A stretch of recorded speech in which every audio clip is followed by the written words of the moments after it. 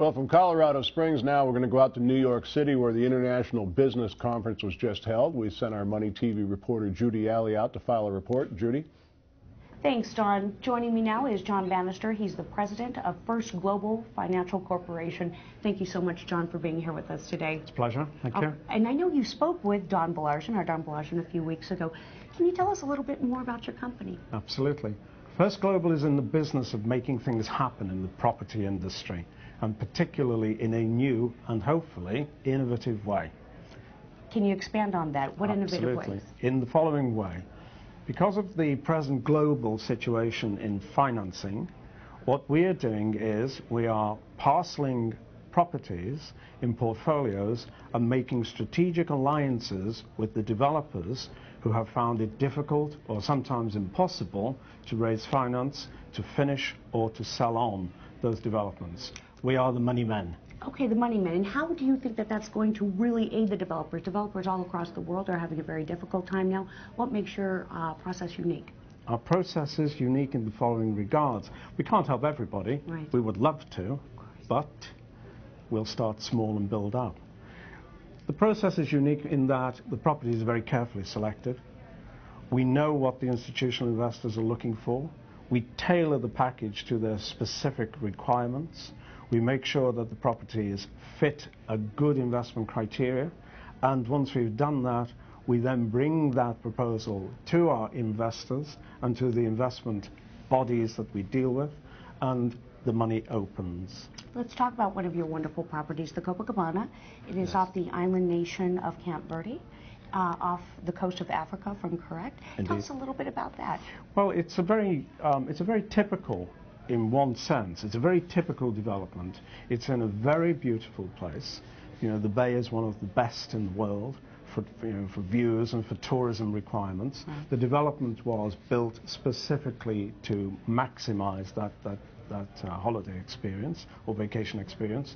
It's got a very good mix of restaurants, shops, parking, accommodation, and people are now looking at the west coast of Africa, and Cape Verde in particular, as the new up-and-coming winter resort. You know, people in Europe who have bad weather, New Yorkers and know what it's like to have that kind of bad weather. But we are very familiar with bad weather, and we have long winters, and people now want to get away to the sunshine, and this is the new up-and-coming place to go. Do you think they're going to come? What makes you think that this property is really going to draw these folks over to you? These statistics are very encouraging. People are coming from Europe, particularly from Germany, Sweden, France, European nations, the Brits, of course, and the Irish. We hope to encourage lots of Irish to come. So the statistics are good. The economy is reasonably thriving there. People are very welcoming, and they have a very solid understanding of what European tourists are looking for. And you have the weather, you have the views, and you have brilliant and first-rate accommodation to stay in. Do you think the European tourists are the only ones that are going to be attracted to this, or will we get some folks over from the United States? Well, I would never say no to the Americans. Oh. Thank you. We always appreciate it. May I ask you a question? Sure. You are heavily involved in Ireland. Tell me a little bit about your relationship with Ireland and what you're doing there. Ireland is I think, we can say this very simply, very quickly. Ireland is a wonderful country. Speaking as somebody who is of Irish descent, or don't be fooled by the British accent. I come from Liverpool. Liverpool is just about as Irish as Dublin.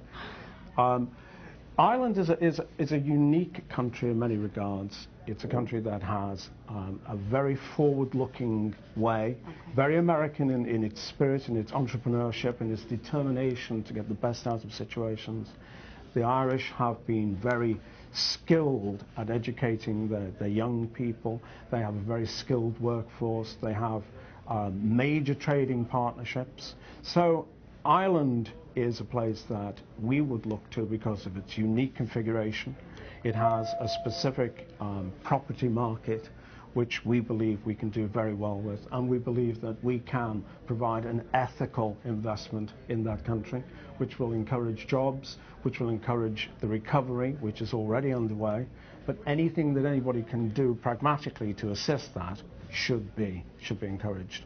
And we find that Ireland is very welcoming to new ideas and specifically to people who have enthusiasm. And we have lots of enthusiasm. You certainly do. And real quick before we let you go, tell us about what's your pulse, what's your take on the global economic outlook right now? Do you think we're improving, we're on the way to recovery? We live in very interesting times, and there's no question that recovery is taking place. However, the rate of the recovery is something that I've spoken about before. Now, we have a keynote speaker tonight who's got some very, very interesting and insightful things to say about that. I believe that America is coming out of the worst, that within a very short period of time you're going to find that new understandings are going to be reached.